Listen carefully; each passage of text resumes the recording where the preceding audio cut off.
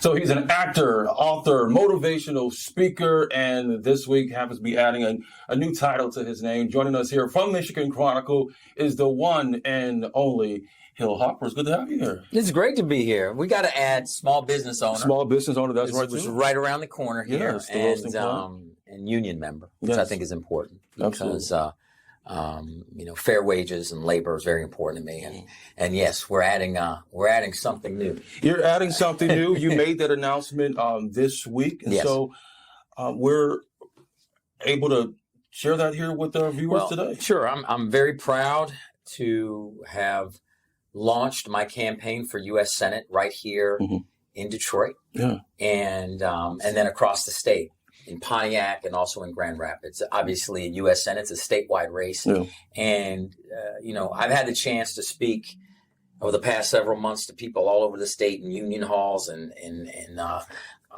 farmers markets and people's dining rooms, and really attempting to understand, what do Michiganders want out of their next U.S. Senator? And can I provide that? Can I have real impact, real legacy, and really represent the people?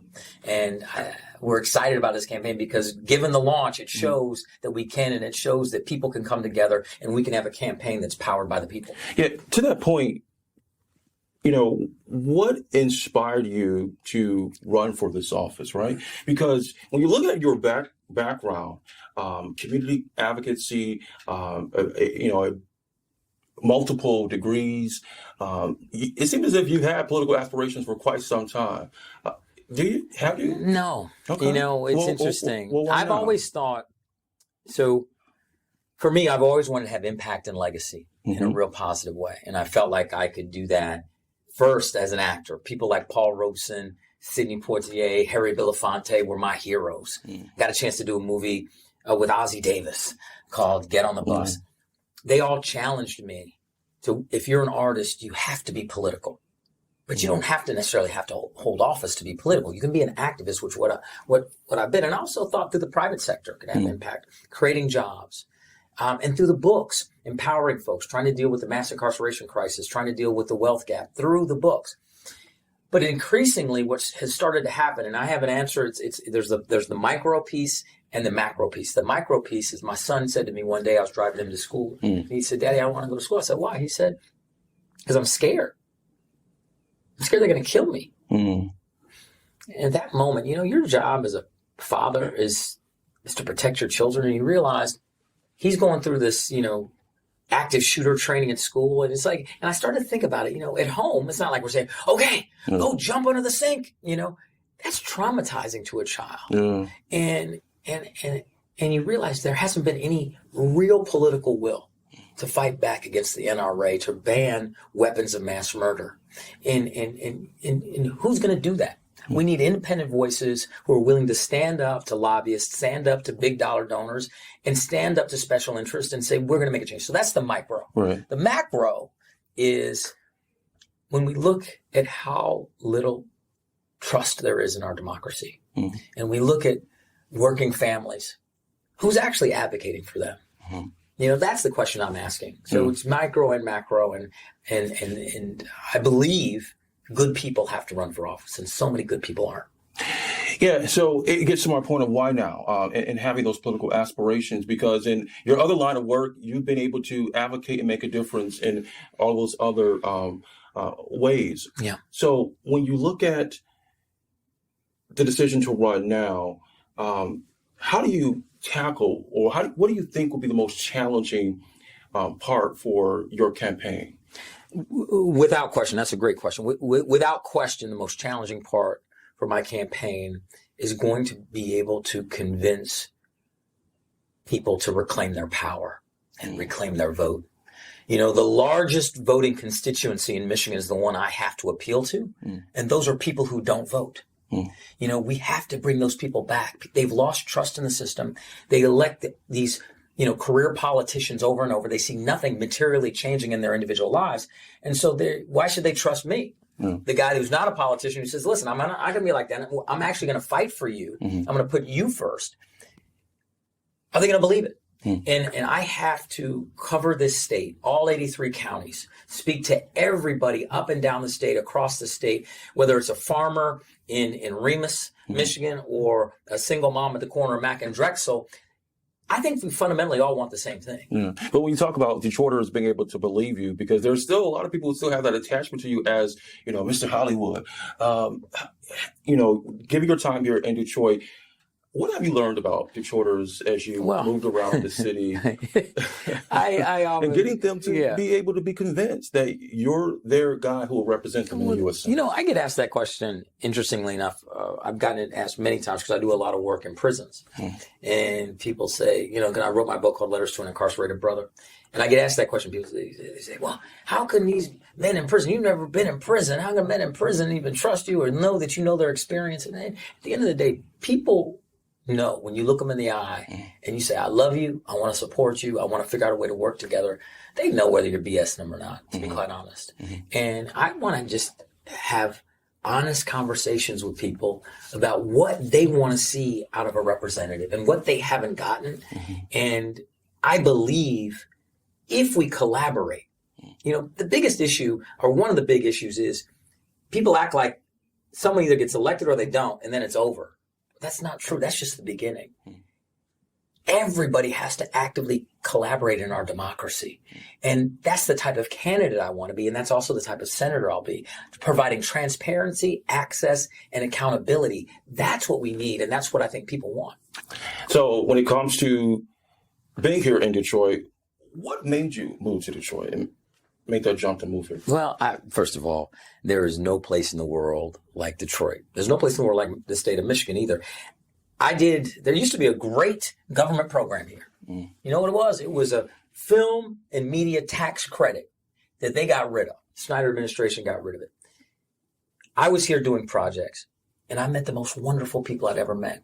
And, someone asked me recently, what is it about? What's the interesting mix? And the way I describe it is there's a combination of grit, creativity and soul, and kindness. It's almost like that. Hey, baby, come on, have a lemonade kindness. That I've been in places that have two of the three, like Brooklyn has the grit and the soul, but ain't nobody inviting you for lemonade. And then California, LA, Hollywood, they have, they'll invite you for a lemonade and they got the creativity, but there's no backbone.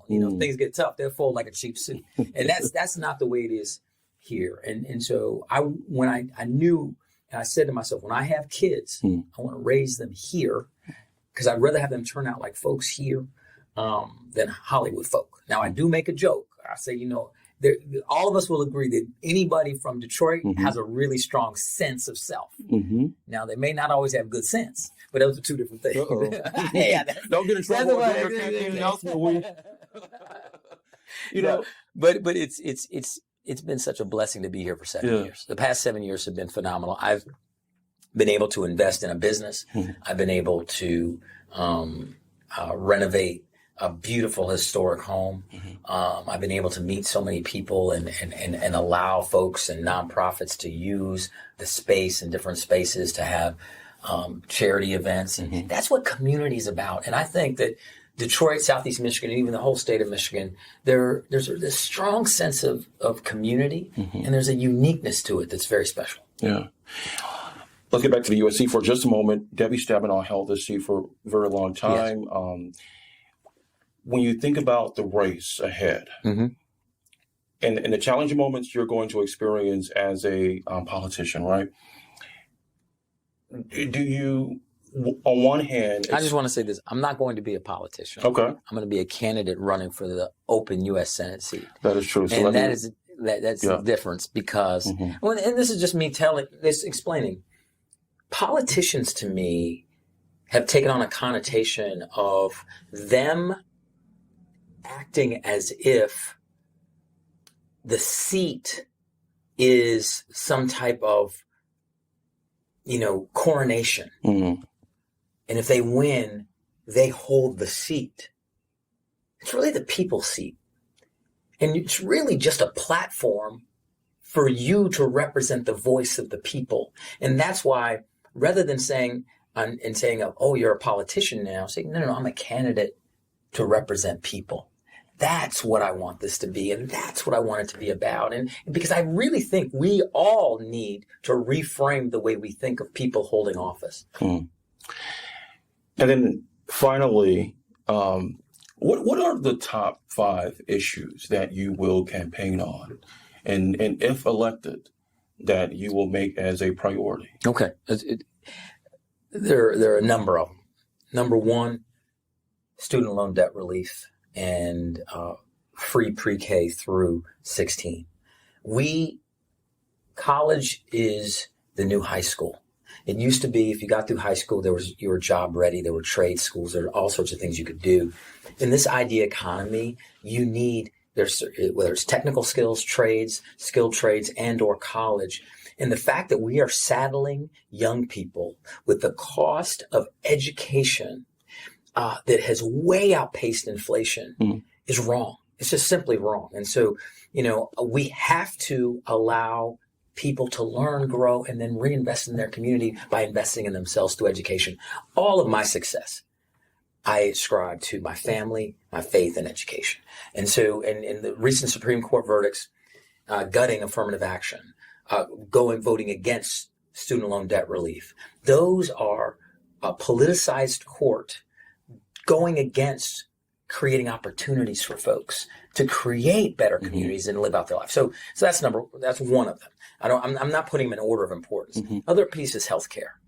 The simple fact is if you get sick in this country, you should be able to go to a doctor and not feel like you have to file for personal bankruptcies around catastrophic medical, the number one bankruptcy filings. We are crushing people who may not have the top tier healthcare coverage. That has to end. I met a woman actually in Grand Rapids who came to me and said, I had to go to GoFundMe to fund the last $12,000. They weren't going to do my heart replacement surgery.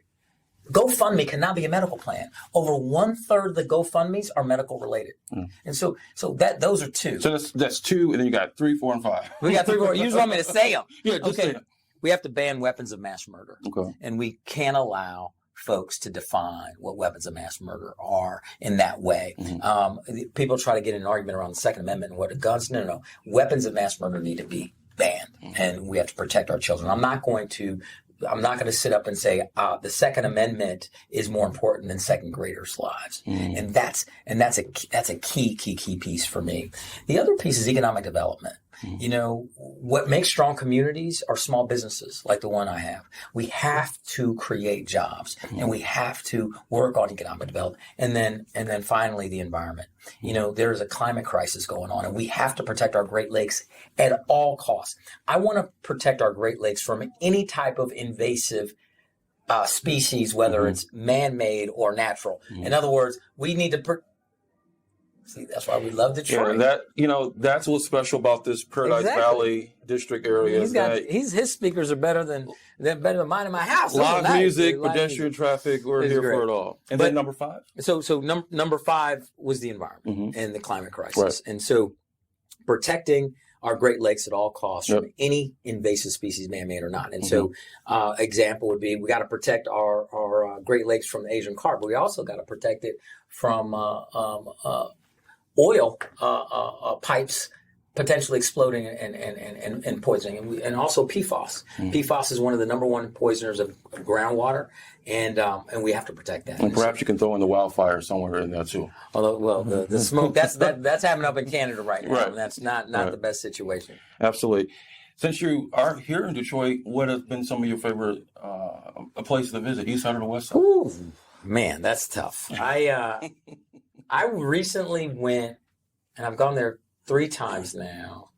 The music hall is incredible, and I'm proud to sit on the board of the music hall as well. But I must say, it's right next door to us. But it's right here, and that's what makes me think of it. It's such an incredible acoustics, and the venue is incredible. Obviously, I come down here a lot because of my coffee shop. But I went. But Detroiters engage in a epic debate all the time about east side versus the west. Well, I have to choose west. Oh, okay. Because I live on the west side. Okay. So you have to. I guess you would, huh? You can't run away from where you live. Yeah. And so, but I'm very close to these. I'm not too far. That is true. I'm not that too part is far. true. So I could actually run a few blocks and be east. Right. So I go with there's a great coffee shop that's not mine, that's over on the east side, called Black Coffee, that I go to quite frequently and frequent. You have made your stops around the city very frequently. And I love the city. I love the people, and I love the city. Love you when they see you. Yeah. Hill Harper is always great, and we'll be talking to you much more as the campaign season picks up. Yeah. Thank you so much for your time. Thank you so much. Hill Harper, everybody, in Studio 1452 here at Michigan Chronicle.